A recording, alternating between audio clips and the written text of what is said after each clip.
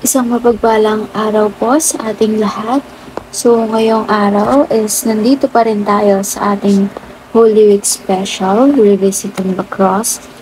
And ang topic natin for today is Extraordinary Faith or The Thief's Extraordinary Faith in Jesus. So, kung matatandaan natin, nung pinako si Jesus Christ sa krus is may kasama pa siyang dalawang kriminal or magnanakaw. So, para mas mapalalim pa itong talakayan natin is, or ang Bible verse pala na ating tatalakayin ay Luke chapter 23 verses 39 to 43. In New International Version, one of the criminals who hung there hurled insults at him. Aren't you the Messiah? Save yourself and us. But the other criminal rebuked him. Don't you fear God? He said, since you are under the same sentence, we are punished justly, for we are getting what our deeds deserve. But this man has done nothing wrong. Then he said, Jesus, remember me when you come into your kingdom.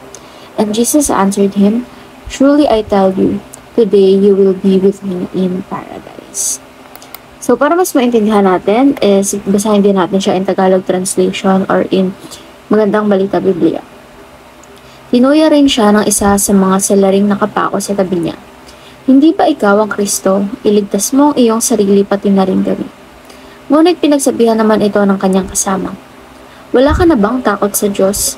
Ikaw ay pinaparusahan din tulad niya. Tama lang na tayo ay parusahan ng ganito dahil sa ating mga ginawa. Ngunit ang taong ito ay walang ginawang masama.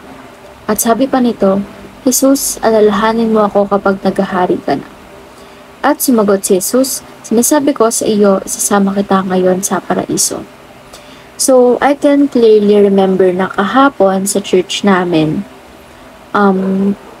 pinag-usapan kasi doon kahapon yung 7 last words of Jesus Christ bago siya namatay.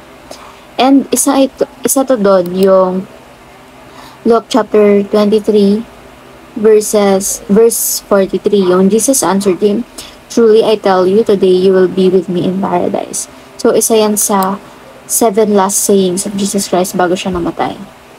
So, ang kinakausap niya rito is yung isa pang kriminal na naniniwala sa kanya o nananampalataya sa kanya dahil alam niyang siya, si Jesucristo, at mayroon siyang kaharian na out of this world.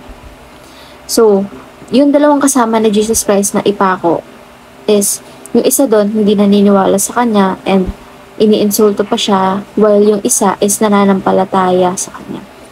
Kaya nga sabi niya, alalahanin mo ako kapag nag-ahari ka na.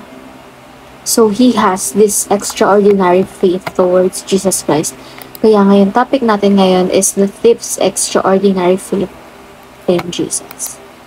So, para mas mapalalim pa itong talakayan natin, proceed tayo sa ating teaching. Number 1, the thief understands justice. So, di ba sinabi nga nung isang criminal dito na, we are being punished justly, for we are getting what we deserve because of our deeds, our bad deeds. So, alam na alam niya kung bakit sila pinaparusahan and alam nila, naiintindihan niya na kailangan ng hustisya dun sa ginawa nilang pagkakamali. Pero kay Jesus Christ na ipinako na walang kasalanan. So, naiintindihan niya kung bakit ipapako siya pero hindi siya pabor na pinapako si Jesus Christ kasi alam niya na inosente ang ating Panginoong Jesucristo. That's why nakalagay dito, this thief understands justice. Number 2, the grace of God is meant only for sinners. So, sino ba yung mga sinners? Tayong mga tao. Tayong mga nasasakupan niya.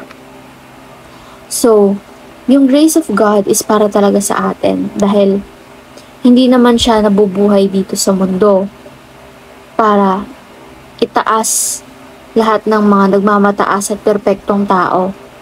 Na, although wala namang perpektong tao, hindi siya naririto para dalhin sa kaharian niya yung mga taong gumagawa lang ng mga mabuti, yung mga taong hindi na siya kailangan or hindi nangangailangan sa kanya.